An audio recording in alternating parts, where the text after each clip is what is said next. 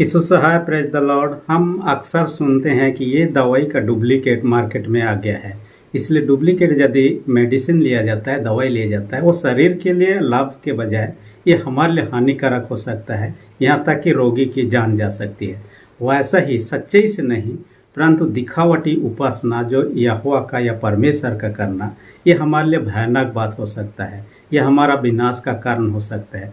आज का वचन भजन संहिता 50 अध्याय उसका 14 से 23। हालांकि भजन संहिता को अध्याय के हिसाब नहीं, भजन के नाम से जाना जाता है, क्योंकि 150 भजन का संग्रह है। इसलिए भजन संहिता का अर्थ ये होता है भजनों का संग्रह है। इसलिए अलग अलग लोगों ने इन 150 भजनों को लिखा है। सबसे ज़्यादा दाऊद के लिखा गया है, और शुरू में यही समझा जाता था कि सब भजन दाऊद के द्वारा ही लिखा गया, परंतु विद्वानों ने उनमें से कुछ भजनों को दूसरों के द्वारा लिखा गया मानते हैं। जैसे भजन संहिता 90 मूसा के द्वारा लिखा गया।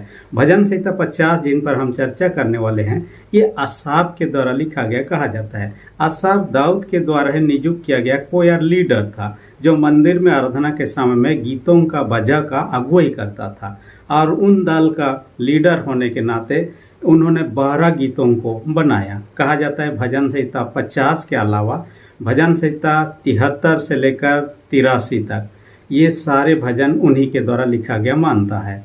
कई लोग सोचते हैं कि दाऊद ने लिखा, परंतु ये गाने में अगुवाई किया। जैसे भी रहा, परंतु यहाँ शीर्षक में दे दिया आसाफ के द्वारा भजन गाता है, इसलिए उसके द्वारा लिखा गया हम मान सकते हैं। भजन संहिता का अलग अलग नाम से जाना जाता है। यदि हम पूर्ण नियम में देखते हैं, हिब्रू भाषा से जो लिखा हुआ है, तिहलिम लिखा हुआ है भजन संहिता को, इसका अर्थ होता है प्रशंसा, यानी भजन जो है ईश्वरीय प्रशंसा के निमित्त है। दूसरा यदि हम देखते हैं, ग्रीक भाषा में देखते हैं सलमोइका के, जिन भाषा से आया हुआ है उसी से शम्स होता है, और शम्स का अर्थ होता है बद्य संगीत होता है।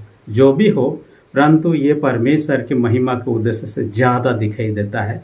और आज का जो वचन का शीर्षक मैंने रख दिया है, सच्ची उपासना की आवश्यकता। सच्ची उपासना की आवश्यकता क्यों है, हम कह सकते हैं। उसके अंतर्गत में 2 पॉइंट पर चर्चा करेंगे, जो 14 से लेकर 23 पद के अंतर्गत में आता है।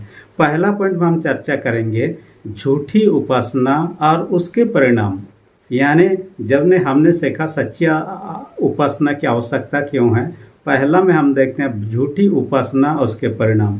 यदि हम सच्चाई से उपासना ना करते हो, झूठी उपासना करते हो, और किसको कहते हैं झूठी उपासना और उसका परिणाम क्या होता है, उस पर हम चर्चा करने वाले हैं। हालांकि बाइबल में ऐसे ग्रुप के लोगों को पाते हैं, फरीसी लोगों को। ये लोग हमेशा दिखावटी का काम किया करते थे। बाइबल में कई बार यीशु मसीह ने उनको फटकार लगाया।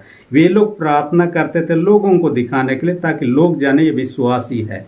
ये लोग उपवास करते थे और लोगों को दिखाता हम उपवास कर रहे हैं, ताकि लोग उनका प्रशंसा कर सकें। वे लोग दशवांश भी देते थे, परंतु दिखाने के लिए हम कितना महान धार्मिक व्यक्ति हैं। असल में अंदर में उनका ईश्वर के प्रति जो भावना है अलग था।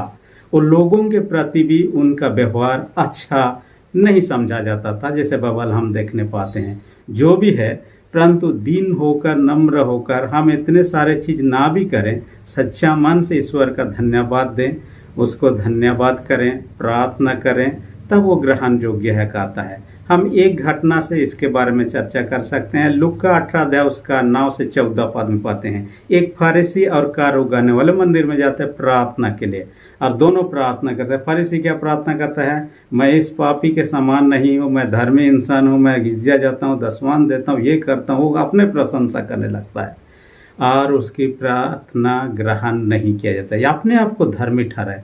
यानी उनका स्वभाव इस घटना के माध्यम से देखने पाते हैं। जो लोग ऐसा आज भी अपने आप को धर्मी दिखा दूसरों को तुच्छ जाने लगते हैं, ईश्वर के सामने उनका उपासना सच्चा उपासना नहीं हो सकता है, दिखावा का हो सकता है वो।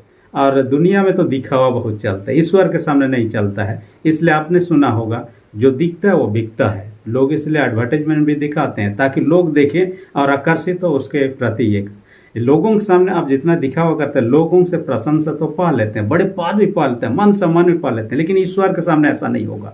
ईश्वर अलग है, वो अंतर को जानता है, हमारे आंतरिक भावना क्या है, किस भावना से हम ईश्वर के सन्मुख आए हैं, किस प्रकार का हम उसके आराधना सेवा कर रहे हैं। इसलिए 5 प्रकार का जो बलिदान था उसमें से आप देखिए मेल बलि भी चढ़ाते थे, परंतु उनका हृदय ही ऐसा नहीं था कि ईश्वर के साथ मेल मिलाप हो सके। पाप बलि दोष बलि भी चढ़ाते थे, परंतु ऐसा उनका हृदय नहीं था कि ईश्वर उनके दोष पापों को क्षमा कर दे।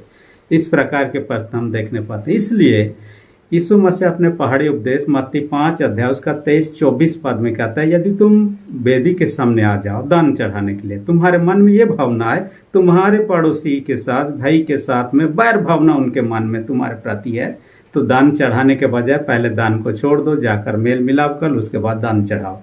यदि हम दान में 1 लाख रुपया चढ़ाएं, 1 करोड़ रुपया, हमारा भावना यदि उस प्रकार का नहीं है, ईश्वर उसे ग्रहण नहीं करेगा। इस कारण से उनको क्या करना चाहिए, हमारे दूसरों के साथ में मेल मिला, हमारे हृदय से किसी के पास डह भावना, ईर्ष्या भावना या तो गलत भावना ना होना चाहिए कहता है।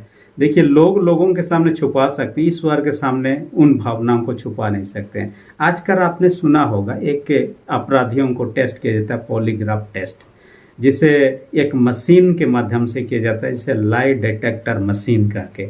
इसके माध्यम से लोगों को किया जाता है, टेस्ट किया जाता है, सवालों का उनको पूछा जाता है उस मशीन के माध्यम से, और उनसे सच्चाई उगलवा लिया जाता है। ऐसा कहा जाता है वो मशीन में इतना 100% एक्यूरेट नहीं है, 98%, परंतु ईश्वर ऐसा नहीं है, कोई भी चीज़ में चुप नहीं कर सकता। हमारा अंदर जो भी भावना छुपे हुए, किसी से बताए ना बताए, परमेश्वर सब कुछ जानता है। इसलिए परमेश्वर के सामने दिखावटी चलने वाला नहीं है।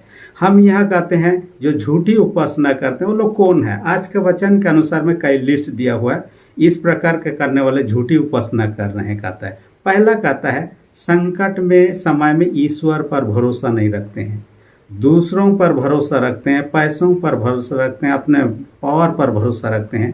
ये लोग ईश्वर के सामने जो आराधना करते हैं ये झूठी आराधना होगा। दूसरी कहता है बुरी संगति करते हैं, चोरों से व्यभिचारी करने वालों से, यहाँ लिस्ट दिया हुआ है, ऐसे लोगों से संगति करने लगते हैं, तब भी ये सच्ची आराधक नहीं हो सकते हैं, क्योंकि गलतों के साथ में तो हम भी गलत में शामिल हो जाते हैं। जैसे कोई अपराध में करने वालों के साथ रहेगा वो भी पकड़ा जाएगा, वो इस प्रकार का है। तीसरा क्या कहता है बुरी बातों से आनंदित होता है, यदि गलत हो रहा है उसको देखकर हम खुश हो रहे हैं, आनंदित हो रहे हैं, हम प्रशंसा कर रहे हैं, तब तो हम सच्ची उपासक नहीं हो सकते हैं। और चौथा में कहता है छल की बात हमारे मुंह से यदि निकलता हो, गलत गलत बातें निकालता, हम ईश्वर के सच्चे उपासक नहीं हो। हमारे मन में निष्प्रेम भावना हो, तब भी हम सच्चे उपासक नहीं। कई सारे इस प्रकार का लिस्ट यहाँ दिया हुआ है। जो भी हो, परंतु झूठी उपासना जो लोग करते हैं, ईश्वर से आशीष ब्लेसिंग पाने के बजाय, यहाँ पर चेतावनी भी दे दिया 22 पद तक में आते हैं, कहता है कहीं ऐसा ना हो कि तुम्हें फाड़ डालूं और तुम्हें बचाने वाला कोई ना हो। यदि ईश्वर ही आपका मेरा विनाश करने चाह ले, कौन हमें बचा सकता है? ईश्वर के हाथ से कोई नहीं बचा सकता। इसलिए इब्रानी के पत्र में कहता है परमेश्वर के हाथों में पड़ना भयानक बात है। इसलिए ऐसा ना हो तो हमें सच्ची उपासना का दिखावटी नहीं करना चाहिए। हम गलत करते रहेंगे, उसका परिणाम तो गलत होगा। हाल में मैं एक घटना के बारे में पढ़ रहा था, केरल का एक जगह तिरुवनंतपुरम, वहाँ पर मैंने पढ़ा कि एक व्यक्ति पिया हुआ था, जिनके कारण से जू में जब घूम रहा था, उन्होंने बाड़ा को देखते हुए, यानी जहाँ बाउंड्री लगाए हुए तो उसको देखते हुए शेर कमान में कूद गया। यहाँ शेर को छेड़ने लगा, शेर आके उनको झपट के मारने ही वाला था कि वहाँ के जो कर्मचारी लोग थे उनको बचाने के लिए आगे आ जाते हैं और उनको बचा लेते हैं। ये कर्मचारी नहीं होते तो शेर उनको फाड़ डालता, उनका अंत हो जाता। यहाँ पर हम देखने पाते उनको बचाने के लिए कोई था, इसलिए वो बच गया। लेकिन परमेश्वर ही आपका विनाश करना चाहे तो कोई बचाने वाला हो ही नहीं सकता है। ऐसे प्रश्न विनाश ये है। इसलिए हम इन प्रकार के झूठी उपासना ना करें। दूसरी विशेष बात जो कहता है सच्ची उपासना, उसके परिणाम कहता है। सच्ची उपासना करते हैं हम, दान पुण्य में कितना चढ़ाते हैं वो महत्व नहीं, परंतु किस भावना से चढ़ाते हैं। इसलिए 2 कोरिन्थ 9:7 में यही बात कहता है, कुड़कुड़ मन से नहीं, दबाव से नहीं, यानी ऐसे मन भावना से हम दान ना चढ़ाएं। ऐसे चढ़ाने से कोई लाभ नहीं है, आशीष भी नहीं है। हर्ष मन से परमेश्वर ग्रहण करता है। धन्यवाद ही दें, उसके प्रशंसा जो करते हैं सच्चे मन हृदय से करें। दूसरों को दिखावटी वाला फरीसी वाला स्वभाव यहाँ ना करें।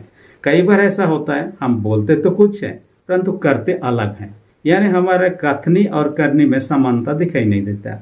आप लोग देखते होंगे जो लोग कार चलाते हैं, आप लोग उनको मालूम होगा समय समय पर क्या किया जाता है, 4 चक्का का सीधा अलाइनमेंट समांतरता होना चाहिए। उसके लिए मशीन होता है, अलाइन मशीन होता है, और उसमें घुसा दिया जाता है, उसमें देखा जाता है, उसको सीधा किया जाता है ताकि बराबरी हो। इधर उधर रहेगा तो गाड़ी स्मूथली नहीं चल सकता है, इसलिए वो मशीन का इस्तेमाल। वैसे ही हमारे कथनी और करनी, यानी बोलने और करने में यदि समान रूपता ना हो तो हमारा उपासना भी व्यर्थ ही कहता है।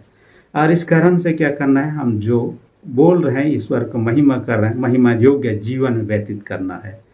यहाँ और एक विशेष बात कहता है 50-15 में कहता है, संकट के दिन जो पुकारता है परमेश्वर उनके बातों को सुनता है। इसलिए यहाँ कहता है संकट के दिन मुझे पुकार, मैं तुझे छुड़ाऊंगा, तू मेरी महिमा करने पाएगा। ऐसे व्यक्ति ईश्वर को पुकारता है संकट घड़ी में, ईश्वर उनका प्रत्युत्तर करता है, उनको छुड़ाता है, परिस्थिति से बचाता है। इसलिए ईश्वर के पास आने के बाद में हमारे जीवन में बदलाहट होना चाहिए, वो पुराना स्वभाव नहीं होना चाहिए। मैं फिजी देश एक देश है, यहाँ के लोगों के बारे में मैं पढ़ रहा था। उस देश के लोग पहले से वैसा नहीं थे जैसा आज हैं, आज तो डेवलप हो चुका है, परंतु पहले के दिनों से हम देखते हैं 2000-2500 ईसा पूर्व समय आसपास से भी, यानी आज से लेकर ईसा पूर्व नहीं, आज से लेकर 2000 या 2500 वर्ष पहले से वहाँ के लोगों में मनुष्य का मांस, कैनिबलिज्म जो कहा जाता है, मनुष्यों का मांस खाने की प्रथा चल रहा था। कई कारण था उसको खाने का पीछे। कुछ लोग ये सोचने लगते थे हमारे दुश्मन है, उसको ख़त्म करने को उसको मार देना चाहिए, मरने के बाद क्या करें, उसका मांस भी खा लेना चाहिए। कुछ लोग ये सोचने लगते हैं भूख मिटाने के लिए तो कुछ तो जाना चाहिए, इसलिए मार के खाते हैं। कुछ लोग ये सोचने लगते थे कि हम यदि दूसरे व्यक्ति को मारते हैं, उसका गोश्त खाते हैं, तो क्या होने लगता है, उसका जो दिमाग है, बुद्धि है, हम में आ जाएगा, उसका जो ताकत है हम में आ जाएगा। ऐसा होता था नहीं होता था वही लोग जाने, परंतु उनका कुछ लोगों का इसका विश्वास था और ये काफ़ी दिनों तक चलते हैं, जब तक मसीह धर्म वहाँ पर नहीं आता है।